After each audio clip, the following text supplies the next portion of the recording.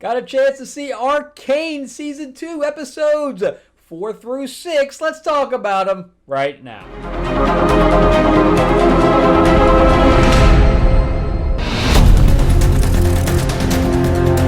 Welcome back to the channel, everyone. Thank you so much for spending time with me as we rant about movies, comic books, and television shows, as well as the occasional board game. I am your host, Frank Zanka. I'm an award-winning screenwriter, novelist, and comic book writer, as well as a filmmaker. And let's talk about comics for a second. So, if you've seen my videos, we already know that I did get this cover in. I have some new covers that'll be in here shortly. But yeah, this is my Vampire Mob set in 1950s Hollywood. We have issue 2 and issue 1. So we have plenty of vampire and vampire action and Marilyn Monroe, etc. So yeah, it's there's Marilyn Monroe right there.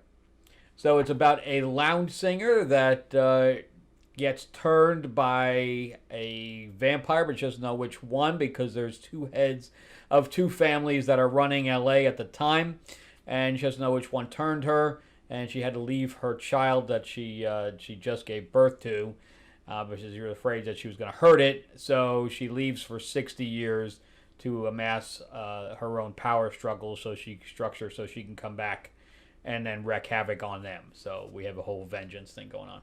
But if you want a copy, let me know. I do sign them, and just let me know in the comments section below. All right. Plus, I connected with Moonstone Books.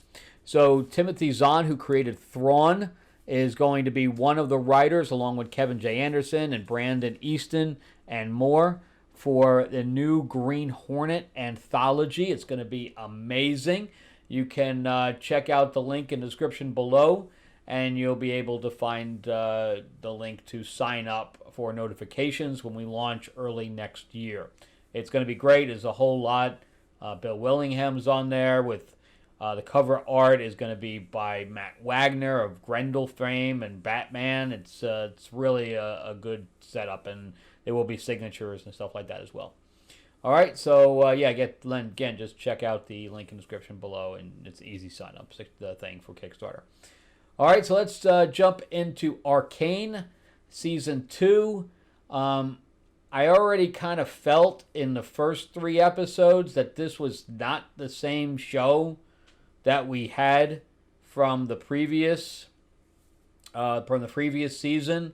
I'm not sure what happened, but I saw it slowly going off the rails to the point where it's almost unrecognizable as the same show right now.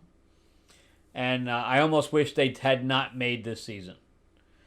So now with the new 3-episode block that they released, I guess they're going to release 3 episodes every week. So for a 3-week period of time, which is kind of cool. You know, you get to anticipate the next 3 episodes, and they're about a half hour each or so. So, you watch for almost the size, the amount of time a movie is what they're releasing every week. But I am very disappointed with what this is doing. So in the first 3 episodes of the arc, we got this new child named Ayla or something like that. I thought it was a boy initially, but it's a girl who is a mute, who Jinx saves, and she has become a little bit of a messiah. So now we have 2 messiahs. We have the messiah of of Jinx down below, and we have the messiah of Victor in another part of the city, where in the underworld also, where he is. This underworld is bigger than the upper world as far as I'm concerned. It's because you got 3 kingdoms right now, right? You got the kingdom with Jinx, right? And then you have an offshoot of that is a kingdom of Victor. And then you have another section where you have, I forgot the guy's name with the hourglass, that's got the tree. So you have this huge, huge thing. I don't understand how big this underworld is. It's phenomenal. Because in the first season, it felt like it was pretty small, where you had some tight knit community, but now it's just like all over the place. I don't know what they were doing. I just don't. It just doesn't feel like the same show anymore. Now they're delving into this esoteric thing that Victor's doing, and we have Mel that's seeing her brother. That's not her brother. I don't even know where she's at. She wasn't even in the last episode. And then you have Jace. That's not Jace anymore. He's not acting like Jace. He's very violent. I don't know what's going on. I mean, I am going to go into slight spoilers. So if you haven't seen it, you should see it and then come back. And then we set up in the first 3 episodes, we set up Vi, attaching herself to Caitlyn, who is now the head of everything. It's like every time they set something up, they like destroy it. I don't understand. So they set that up where she had this, conscious, of conflict of conscience to be able to become one of the warriors to work for Caitlyn to hunt down Jinx. And then when they finally hunt her down,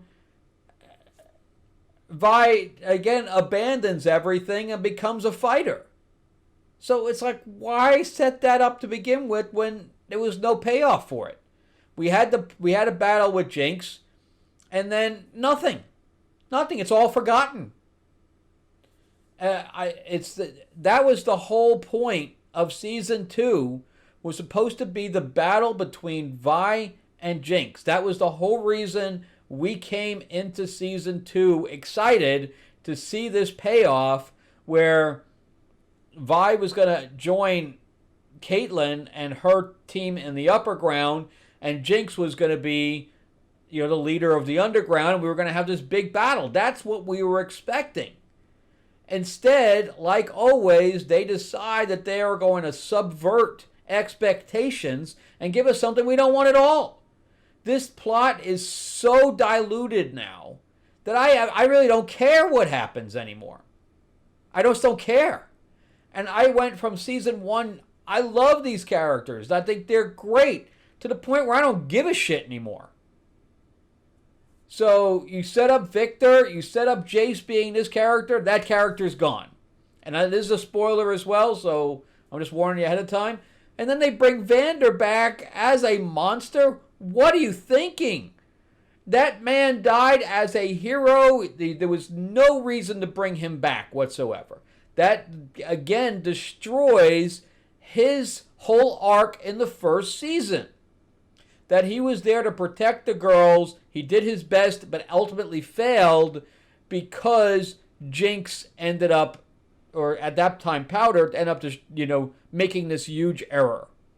Now we had this huge rift between them all the way through. And now they're best buddies again. So everything we built up in season 1 has been eliminated. Everything. We no longer can expect a battle between the two of them. It is gone. Now they're bringing, in fact, going into this last episode, I had no idea who the villain was going to be. No clue. There's no villains anymore. Who? Jace? Jace, I don't even know what's going on with him. This whole magic thing. This esoteric thing that they're doing with the, I don't even know, I don't get it, I don't care. I don't care. Where are this woman just coming out of him? And that's not what this was about. The whole magic thing that Jace created was because this magic user saved him as a child, and he wanted to recreate it so he could help other people, and now he's somebody completely different. And now we have Vander, that's a monster. What is going on here? And this is like topsy-turvy bizarro world. So you have this, and then you have the Jinx and Vi being best friends again. And then you had, Caitlyn, set up everything for her to be able to infiltrate. I just don't know what's going on anymore. And I don't know if I care. I just can't wait for the last 3 episodes to be over at this point. It's just bad. It's turned into bad. They had created a masterpiece in the first season to just say, well, I know we did a Picasso on this one, but, we're just going to take a few bunch of paint and splash it against the wall, see if people like it. That's how I feel with this. You know, okay, here's the Mona Lisa, and yeah, I just really don't have the time for this, so here's some paint. Okay, you love it? You love it? Isn't it great? That's exactly how this is. They're just throwing so much shit against the wall that it just doesn't, that the original premise no longer exists. So I guess now the mother, Zaveda, however you say her name, so we had Paint the Town Blue, which I kind of liked the beginning of that, and I liked the whole thing with them, the armless girl, and Jinx going in to save the people in the. I liked all that because I'm like, okay, we're finally setting up her being the leader of the underworld. I like that, and then poof, that's gone. By episode 6, then you had blisters at Bedrock of, again, Vi going back to being a fighter. And then her finding, Jinx finding her and telling her that the monster is Vander, he's still alive. Meanwhile, you have the little girl that I thought was a little boy the whole time, basically growing together just so we could kill her off. It doesn't make any sense. So we just built up this character just to kill her off. It just doesn't work. It just doesn't work.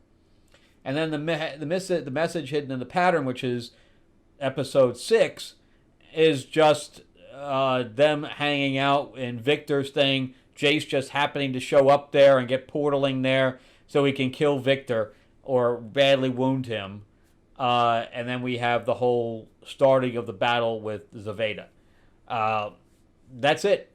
That's it. And I really wish they had not made this season. I have a feeling this is going to end extremely poorly. Extremely poorly. And Jinx isn't even acting like herself anymore. She's not even acting crazy anymore. It's like everything's been turned around. Vi ends up becoming back exactly as she was when we started. Anyway, yeah, I'm going to give, from being at like a 9 in season 1, to me, this is down to a 4. That's how badly this is dropped by episode 6, where it's just unrecognizable. Anyway, let me know what you guys think. But but the animation, is good. It remains being good. The acting remains to be good, but the plot is off the rails, completely off the rails. They're not even writing the same show anymore. They're not even writing the same characters anymore. All the characters are different now. Let me know what you guys think, but I'm extremely disappointed so far. And again, I'm glad this is the end of it. And I might just pretend this doesn't exist and just rewatch season 1 and make up my own ending. Stop subverting expectations. We don't give a shit. I'm looking at you, Lucasfilm. Anyway, thanks so much. Remember to give me a like, give me a thumbs up if you can. Yeah, if you can subscribe, please do. And let me know what you guys think. But ring that bell, ding, ding. And if you'd like to jump in on the Green Hornet, we have up, I think we're going up on 70 or almost 80 people now that have notified. We just launched it a couple days ago, so it's actually rising pretty quickly. But anyway, that link is in the description below. All right, I'll see you guys in the next one, and have an awesome week.